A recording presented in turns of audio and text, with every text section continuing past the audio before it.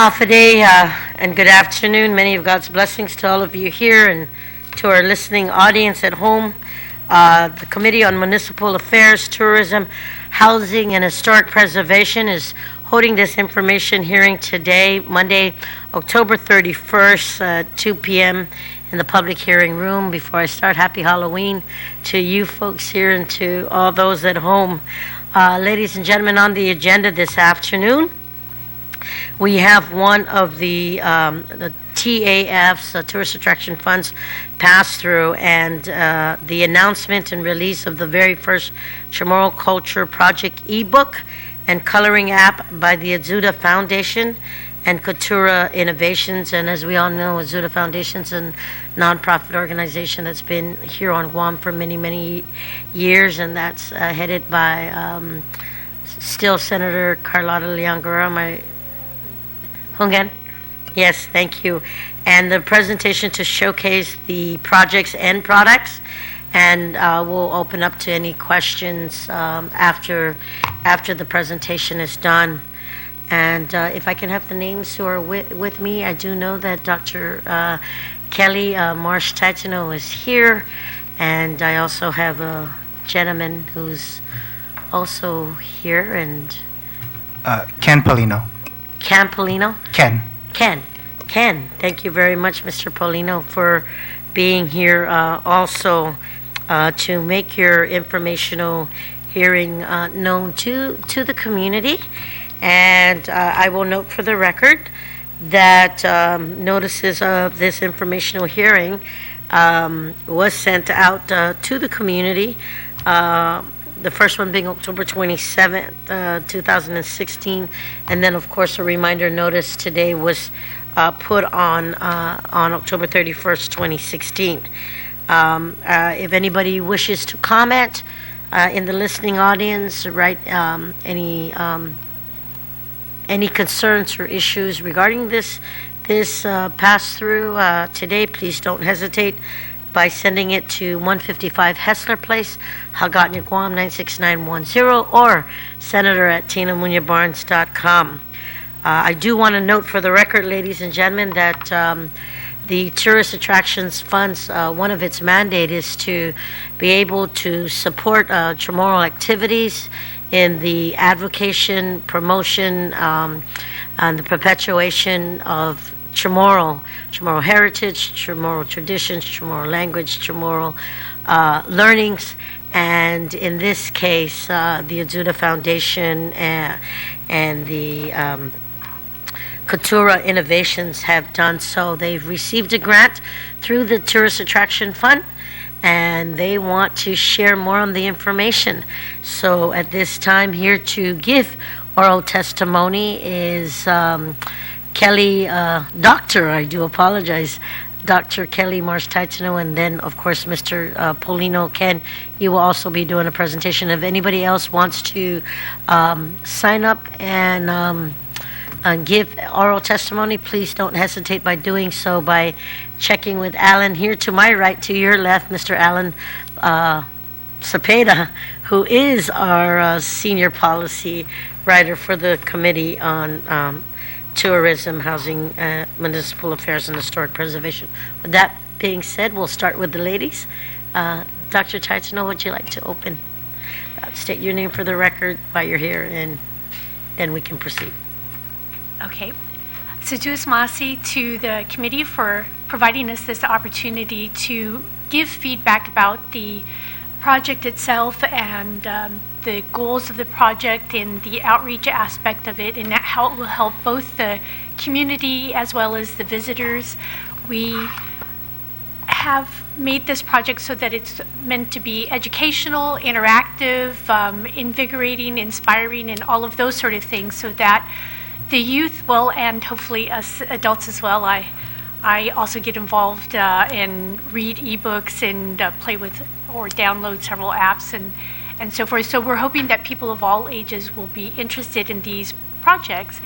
And we're quite pleased as we get into it to have made these projects, these different end products, They're first in the Chamorro language, they also have the English language, and then they're in the Japanese language. So this is for a couple of reasons. One, to make them widely accessible, but also to help us all as we're continuing to try to develop our understanding and our speaking of the Chamorro language. And so we were very proud to be able to do that. We had professors from the University of Guam, such as C. Teresita Flores. She headed up the writing in Chamorro of the booklets, and then also oversaw that we were conveying Chamorro sentiments and that we phrase things in Chamorro ways, even in the English, and then the Japanese followed suit with that as well. So what we're presenting today is actually a phase 3. We've been very fortunate in that we've been able to see this project through several phases. So with the first phase, we've had support from community organizations and businesses, as well as the TAF, and we were able to produce a poster that, for the first time in some ways, it really went back in time and re-envisioned this ancient Chamorro village. Artists have done a wonderful job with this for many years. They have been kind of inspiring and leading the way in this envisioning, but this was the first time that we also, through modern technology, were able to use things like an archaeological map as an underlay. We were able to use satellite photographs and local artist work and bring them all together so that we had the houses where they pretty much would have been or were likely to have been. So that first phase of the project was building up that poster, that re-envisioning of that ancestral village, and there had been a lot of archaeological, horticultural, and other sort of work at Letexan, so we chose that site. And we brought that one to life, and we put some brochures with it so that students, teachers, and others could walk through that poster a bit. Then in phase 2, which we had the next year, and again we got community support and TAF support, we built up that information, worked with the local artist Monica Baza further, and we developed them into proper books, little booklets at different reading levels. And the feedback that we've gotten, we've made sure to give some presentations in schools, we've given some academic presentations, but we've also gone to some of the island fairs to provide outreach, to provide some of these posters and booklets or just share about them. And from Chamorro studies teachers, from the groups that live in the community here, or people that have come back after having been off island for a while, and even those in the tourist industry, they've all really been supportive and have wanted access to these. So we thought further, and we were very fortunate to have learned about the work that Couture Innovations has been doing for the community. And so we partnered with them to take this to the third phase, which was to take the visuals, the booklets, the brochures, and then also the poster, and sort of wrap it all up into something that both the youth and us older folk as well, but taking it to that next platform of having it be interactive. And so what Couture Innovations has done in this third phase has made those booklets, the poster, and the other information, they've placed them into ebooks, and then they took the coloring and activity book that we had developed as well and made that into an interactive app. So with that, I'll go ahead and pass it over to one of the founders of the Couture Innovations, Mr. Kenneth Paulino, and he will walk us through some of how the app and ebooks will work. And then we can discuss, or if you'd rather ask, how we're going to make this accessible, because that's the main point, is we want it to be accessible to the community at large and to visitors. Thank you, Dr. Marsh Taitano. I also, before Mr. Paulino starts, just want to ask you the question. The posters on Project One and the work that was done, did we give copies to both the Guam Visitors Bureau and to the Department of Education? Was Project One, was there a number of hard copy products that were given to the community? Yes, so we were able to print 1,000 of the posters, and we made sure that all schools got them, public, private, and even DODEA schools. So we made sure that all the schools got them. And we specifically set some aside to make sure that the Chamorro Studies teachers got a copy per teacher as well. So we handed them those, and then we had 15,000 brochures printed out, and we distributed those as well, along with the schools and the teachers. We also went to the public libraries and then some of the related government offices and NGOs. We've handed out them posters and brochures as well.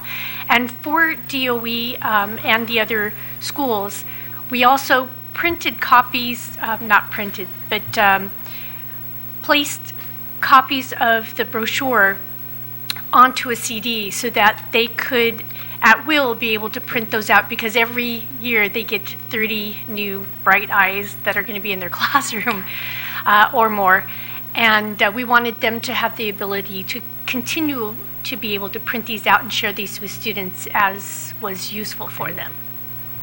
Thank you very much. I just wanted the community to know that not only was the work done through the funding and the resources that you received, but also the dissemination of the hard copy, the products, was disseminated to the community, to the schools, to some private businesses that you were working with, but more importantly, that the accessibility is there for teachers to continue to promote the activities that the programs that you have. So, Mr. Paulino, and you can go ahead and introduce your guest. Hi, buenas. My name is Ken Paulino with Couture Innovations. And the Dean is the 3D modeler in the project. So let me disconnect. I'm sorry. Is it be able to connect? So while they're setting that up, I'll just mention I had also forgotten to say that we did indeed provide posters, brochures, and then booklets as well. The posters and brochures in hard copy form, and then digital versions of the booklets to GVB. And GVB had provided us feedback that they had handed out these posters and brochures at their tourism expos and things like this. So we were very pleased that they were able to use them in that way. Thank you. Thank you very much.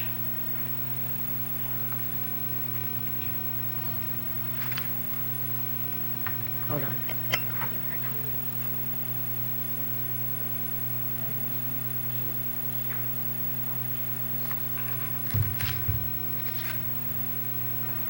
Go ahead.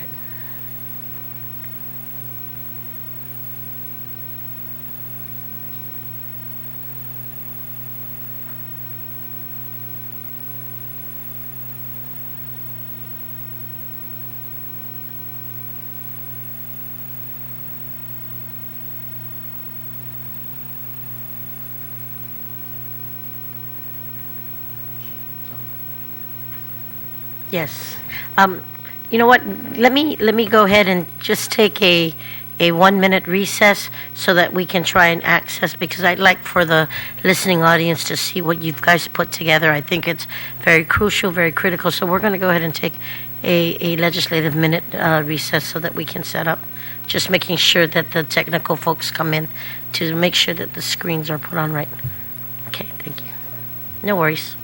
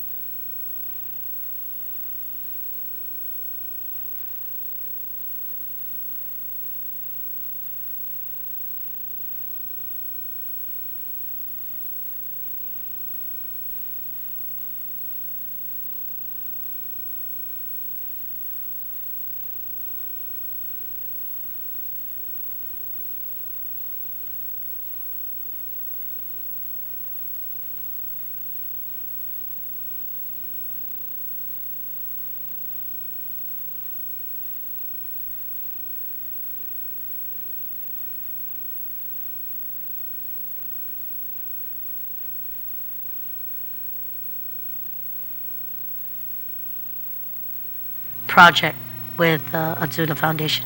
Please proceed. Okay.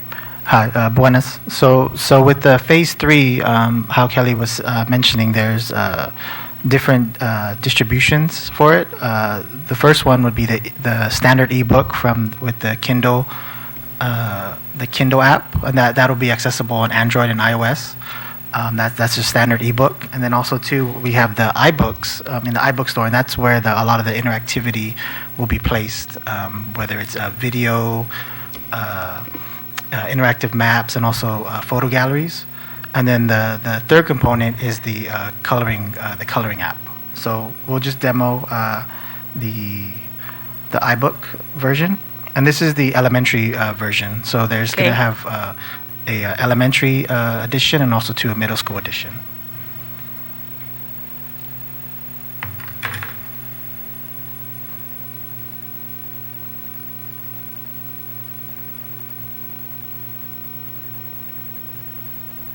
So it just starts off with just a simple animation of a laddie laddie house being built, and we have the main table of contents.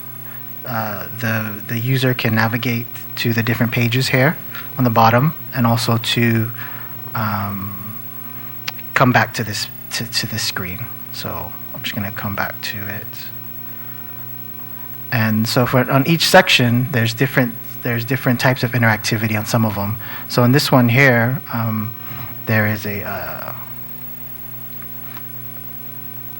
video, a 3D model that Dean modeled and animated, and so it just kind of showcases the SACMAN.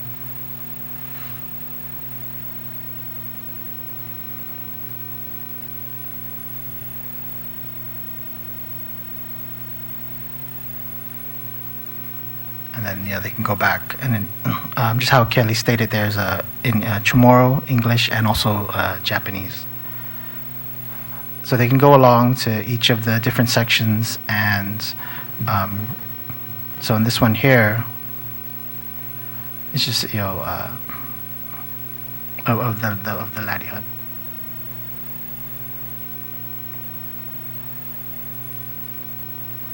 And as they go to each one, they can end up bookmarking it. Say if they wanted to, they really like this page, they can bookmark it for future reading.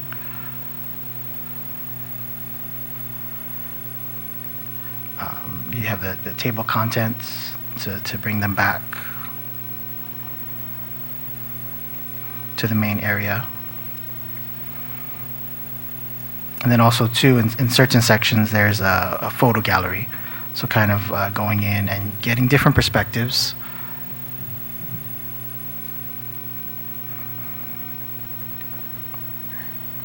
I think this is another video.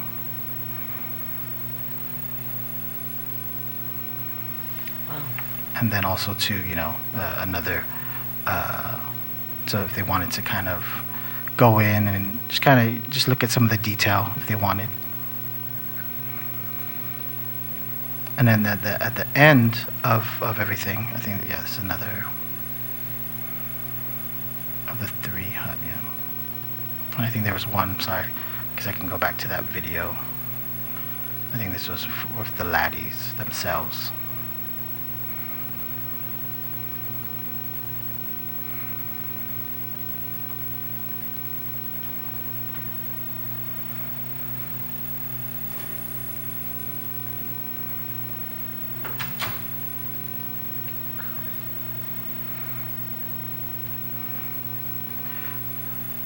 And at the end of it, we had a pretty good idea of integrating the poster. So in here, this is where the interactivity they'll have of the poster that was distributed.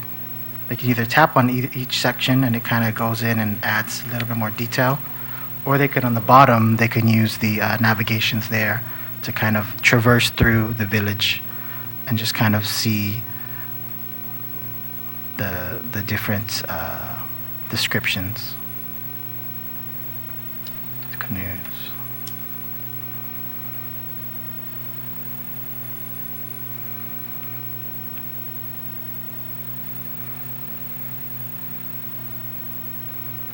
And there's 16 points there that they can go in.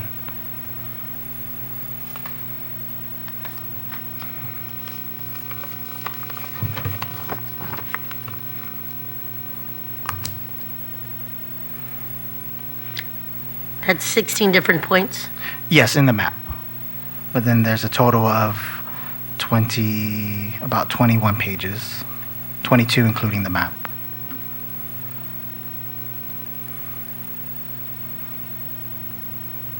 So that's the elementary version. The middle school version is exactly the same. It's just there's more text and more content.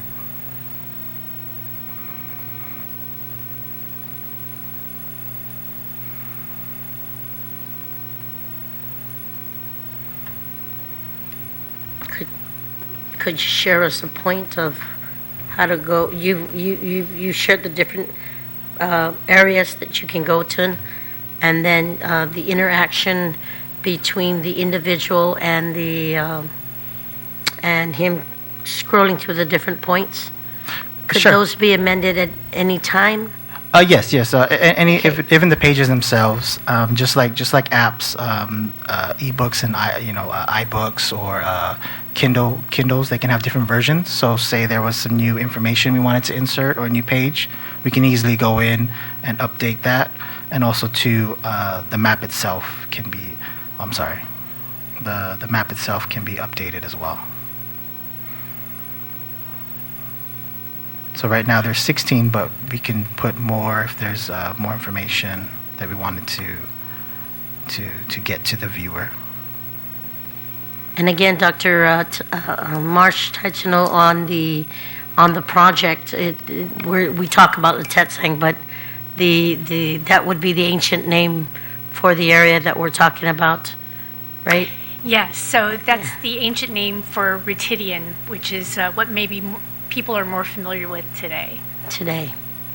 Yeah.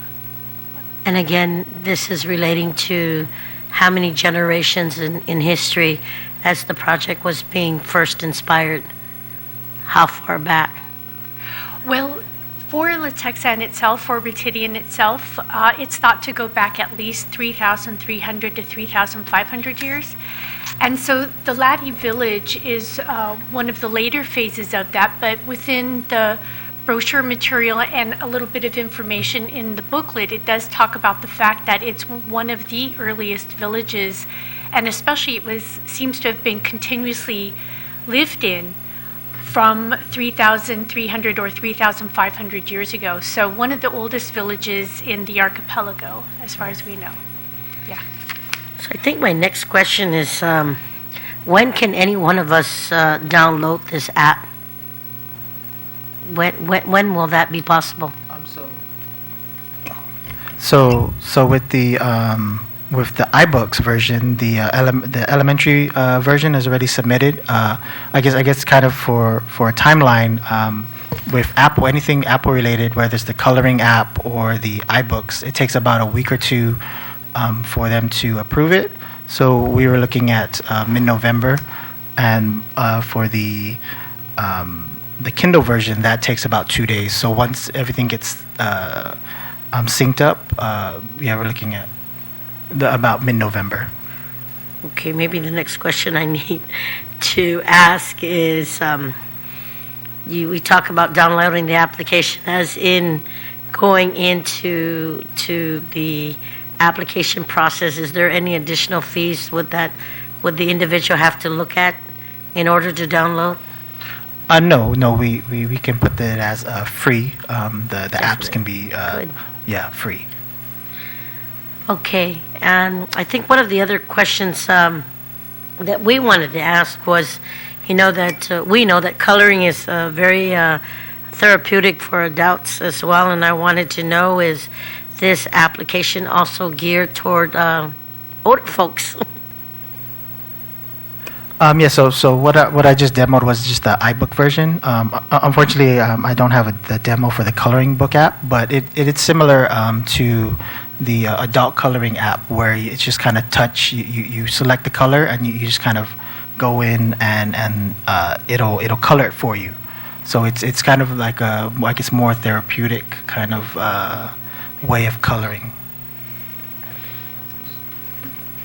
Did you want to add anything, Dean? Are you okay? Okay. I guess for Couture Innovations, you guys are doing some really amazing augmented reality products, and because of AR products like, and I'll give an example that's familiar with a lot in the community. It's like that Pokemon Go. I've seen many young people sitting in some of our historical sites just to catch Pokemon. And I guess just as part of a relation, can we expect some of that technology incorporated into this app? We've talked about having different trails or having different type of things to interact. Maybe not for this, but it could be for another app. Like we have a lot of exciting ideas that we would want to have for the community. To get information, to get history, to just be engulfed in it, digitally, physically, all of that. And again, another question I'd like to throw up, and so just based on your last answer, we're hoping that maybe there will be future apps that you can definitely work with, right? Yes, definitely. Okay, and maybe Doc, the question that I wanted to ask for you is, what does this app actually intend to accomplish? Will it teach the Chamorro language? Will it teach the Chamorro history? Will it integrate our community, our students, and our kids to be able to learn more? I think it does several things. First, in working with C. Teresita Flores, we had some discussions about using some older Chamorro words that people are less familiar with. And so even in the Chamorro text, we have a few of those older Chamorro words followed by more recent Chamorro words that are used in parentheses, so that if they're learning an older term for canoes, let's say, we might have both inside the parentheses following it, so that we're helping people learn some of those older words. We're helping them gain some fluency and some understanding of the new orthography for Chamorro writing. So we worked with all of those three different elements, and then with the project, we sat down and talked for hours and met quite often with different cultural practitioners to really try to teach about different aspects of the village, but along with that, not just the physical features, but the daily living, what people were eating, how people were passing on traditional knowledge, what the different core values were that they were abiding by. And so we tried to have all of those wrapped into there, even though it's written perhaps in a couple of different elementary levels and a middle school level. We really tried to put as much of that information in there so that as they're reading through it, students from here as well as visitors, they're learning about, as I mentioned, core values. They're learning about things like anaphemalic. They're learning about things like the physical features of parts of the village that we can get from archaeology reports or things that people may not have as much access to in other formats. So we try to wrap as much as possible into these fairly easy to read and very accessible, we're hoping, for these booklets. Great. One of the other things that we as a committee were thinking about is that you and I know that sustainability is very, very important. And one I wanted to ask was, do you have a team that is prepared to update this application as needed as we continue to move forward with those who are virtually going to get into the app? Well, we've talked about this with Couture Innovations in a couple of different ways. One of them being a way that it's very accessible to the community here and also the diaspora, the Chamorro and local community that are everywhere in the United States. And so we're still, as far as I know, we're still sort of figuring that out, how we can make it free and easy to download for our community. But in the thought of sustainability, setting it up so that our visitors when they have access to it or download it, that they're paying a nominal fee, and that's just money to go back into making sure it is sustainable, that when there is new information or something that we can update in the app, that we'll have at least a little bit of money to go ahead and be able to do that. So that was one of the ways that we were talking about that sort of goal. The other part of that is in doing this project and carrying out these 3 different phases, I really started to understand, even though I've taught about Chamorro villages in a general way, and if we look at a lot of the writings in Guampedia and so forth, a lot of that information, it's generalized, but it really helped me understand the benefits of having us do another phased project like this for, let's say, a laddie village along a river, especially the rivers are down south, so along a river down south, it's going to be in some ways quite different than a laddie village that's a coastal village up north. Their environment's different, the plants that they're going to be growing are different, what they're possibly trading with each other is very interesting, because we know that betel nut is grown down south. The majority of the basalt, the volcanic rock used for tools and so forth, comes from down south. So it means that there must have been some differences in these villages, and there must have been some interaction. So we'd also like to see this sort of project be done for those very different sorts of villages, and have that really give us a richer understanding of the villages themselves, that it wasn't just one thing all the time from the north to the south, from one island to the other, but really help us understand each village and its unique qualities and characteristics. So that's another way we've talked about having sustainability for the project. I think you answered my last question about incorporating some sort of revenue mechanism to look at the sustainability of this program. And as I see, well, maybe not in our generation, but the generations to come, that smart technology has really come to play. And as we continue to move, we find newer technology, more modern technology, faster, and everything keeps changing. And yet, what my 4-year-old grandson probably knows better than me as it relates to this kind of setting, and wanting to make sure that the programs for the upcoming at least next decade, that the sustainability is for them to be there. I must say that as one who probably is going to learn like some of our younger generation, I'm very excited. When I first saw phase 1 with you folks, I said to myself, this is really interesting. I've learned a lot of the history. We talked about the 3,500 years that our island has evolved from, but more importantly, the continuing of the education that we need to teach our generations that are now taking over our place, and some of them may not have known. And when we started phase 1 and phase 2, we said we wanted to make sure that the ideas that you folks were bringing up and being able to bring it into modern technology today, that we thought, I mean, I believed it was a really, how the kids would say, hey, Coolidge. It was really good. But the important key is the perpetuating and the learning and bringing it to modern standard. Tom, we talk about when you were showing the rendition of the 3D effect. I mean, that for me, that was amazing.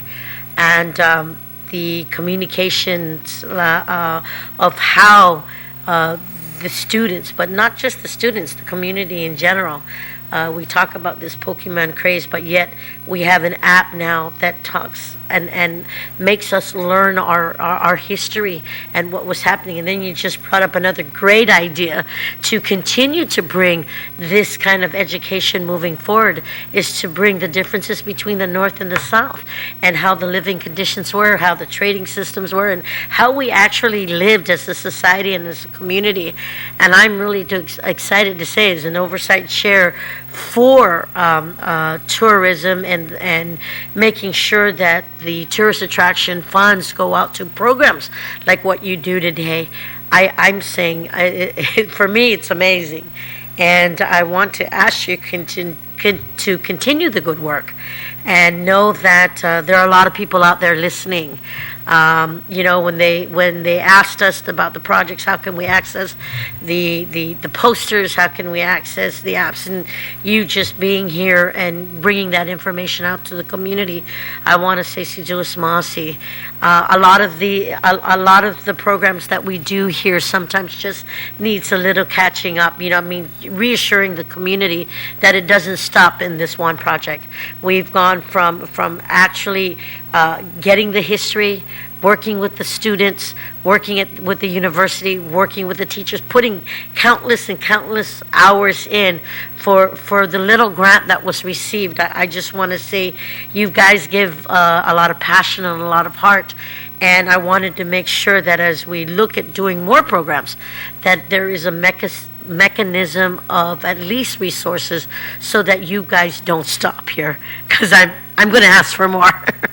I think it's really important, and if there's no other questions or answers from the audience, I'd like to ask if there are any closing statements for you, because I'd like to at least give you notice in advance that I would love for you guys to come back and give us an update on how the community is engaging with this. We have the ebooks, we have the coloring books, we have the maps that have been utilized. I know that we as marketing agents for Guam have taken even the posters, and have shared it as gifts, and to the amazement of those receiving it, they're like really taken aback by the history. And when we get a lot of the surveys that come in, is the tourists, the visitors. They really want to know about our history. They want to know the kind of life we had. They want to know how we lived, how did we survive, what was out there. And you guys have gone and taken, and literally gone to the intricacies of even showing where the people lived up north, and how they lived. And you even talked about the nets and how they fished and the traps that were used, and the moving parts that are there. And as I was looking at that 3D concept just in this app for this project going on, I'm saying I think it's really neat stuff. I don't pretend to be an expert when it comes to the new apps coming up, but I know that if I were to show this to my grandson, he'll say, Grandma, this is cool. Any other comments or remarks? So that definitely feeds into what we're hoping for the next, when we release this and announce this to the community, that the kids are going to be running around. They're going to be looking at it on their phones and on their tablets and so forth, and really interacting with it. Cultura Innovations has been wonderful to work with. They're very innovative, so excellent name there.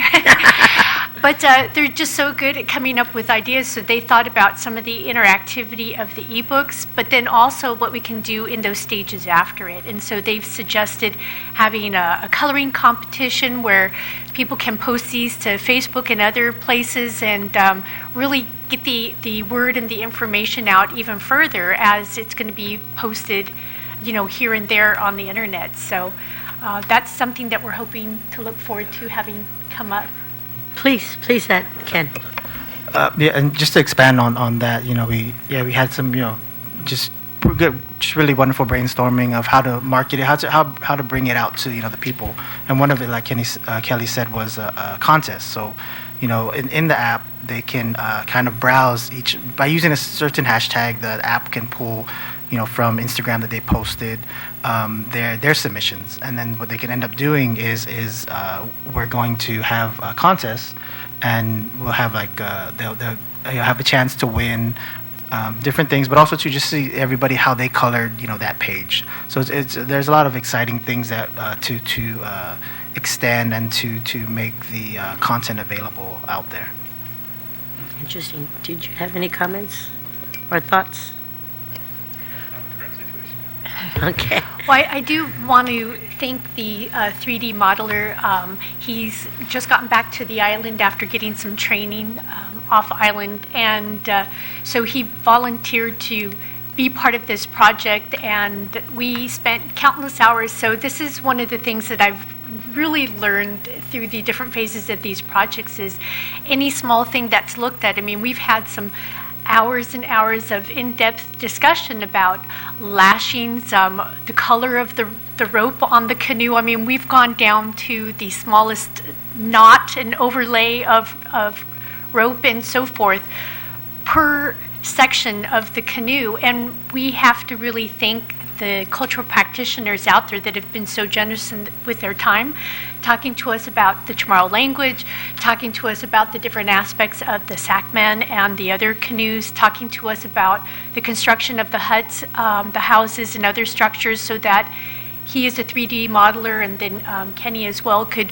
put this information out there so that when the kids are seeing this information, it's kind of the best of where we're at. There's still a lot of theory, there's still a lot that we don't know, but it's cutting edge in that way where it's some of the communities and the cultural practitioners' latest thinking on these issues, getting out to the kids and the community at large. So, like I said, thanks to all of those cultural practitioners that we have that are so generous with their time and their knowledge, and for putting their passion into getting that knowledge for us. And then also to these two, to taking all of those fine details and making them into the formats that will hopefully innovate and inspire the kids.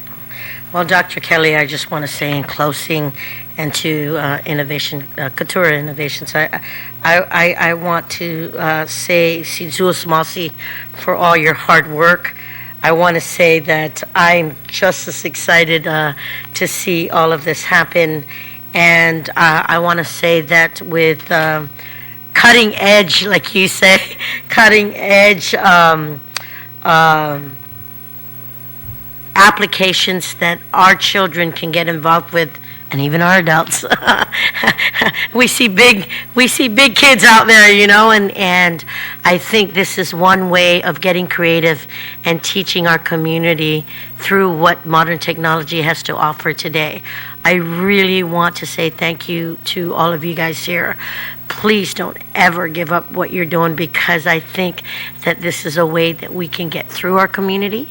I think the sustainability of adding more projects to this and getting supported so that our community can have that. And just with everything that's happening and what you guys are doing, and and just the history finding, the fact finding that you guys have worked to incorporate into what we have in modern technology today is great, and I think we can continue this program moving forward. I want to see as Oversight Chair of Tourism and being able to utilize part of the resources that was used, and you're part of the pass-throughs that the Tourist Attraction Fund utilized to get these projects going. I want to say that it has to continue to happen. And the work you guys do is not very easy. And I just want to say from the bottom of my heart, I'm very appreciative that you can continue to give your time in everything that you do back to our community. I'm hoping for an updated project. You talked about working the north and now the south, so hopefully we can get more creation into that and that getting completed. So I'm willing, ready, and anxiously waiting for you to continue this program moving forward. And I really want to express my thanks to you as chair of this committee, both here and outside of here. You know, we've had these discussions, and you've always been so supportive, and I really want to thank you for that. You've always been energized and had that forward thinking. So we're very thankful for that, because it's really allowed us to do this for 3 years and to think of, like, for our next project, we're looking at taking this information and taking it a step further to provide more information about the villages themselves. And so we're working on the idea of a big, just visually stimulating coffee book that's going to utilize some of our local photographers who are so amazing. There are some really amazing photographers here. And again, that information that the cultural practitioners have, that archaeologists, horticulturalists, and others have about that ancestral lifestyle, and finding a way that's really going to get it out to the community, because they've been gathering it for decades. And it's in a lot of wonderful places, but a lot of that information are in these really big, thick reports. So we're wanting to get it out in that visually stimulating and written for the general public sort of way. So we're looking forward to that as being our next phase. Thank you. I thought those were our closing remarks, but maybe I wanted to ask one more question, Dr. Ken. I don't know if you have the answer to this, but have you engaged with the Department of Education and like the Chamorro studies there to see how programs like this and applications like this could be integrated into programs with the department, even working it as training or as an elective to see how we can grow upon these programs right here? I'm glad you're mentioning that. We've talked about that a little bit. We had talked about that once the app is ready to be accessible, of making sure that the Chamorro Studies program knows that we can go in, that we're willing to go in for presentations and so forth. Good. To help create that bridge for them of understanding that the app is available, but then now what to do with it. Yeah. So, but I like what you're saying, because it makes me think even further about how we can build that bridge, make it even stronger, or make sure that our projects are meeting some of the needs that they're having a chance to express. So we'll continue our communications with the Chamorro Studies programs and have that as part of our guide for the next set of projects that we're doing. And I think it's really important that we can, as we continue to do that movement forward, I think we can look at some other grant opportunities that we can push to continue to bring this program up to the forefront for our students. And like I said, not just for our students, a lot of our adults in our older folks will be just as happy and stimulated to know that we've got this cutting edge application that talks about who we are as island people and just the learning of what we have 3,500 years ago, and that it's still here for generations to come and generations to learn. So I'm very happy. I'm very proud. Thank you for giving us your time. I know it's, another holiday, another event tonight. You've come out of your busy time to come and see your happy Halloween. Hope your evening is filled with a lot of fun and adventure. And please, again, continue the good work that you do. And I'm very happy to have made this presentation to our community, because it's programs like this that we can continue to tap into so that our children never stop learning. With that being said, ladies and gentlemen, it is 5 minutes till 3, and I'd like to thank again the presenters for being here this afternoon. Thank you very much for listening to us. And if there are any questions, if there is anybody who would like to catch up with the program, please do not hesitate by calling our office, and we can connect you to Dr. Marsh Titano and Mr. Paulino. And my number is 472-3455 or 56, or I'm at senator@tinamuñabarnes.com. This informational hearing is now adjourned at 2:56 p.m. Santa Moss.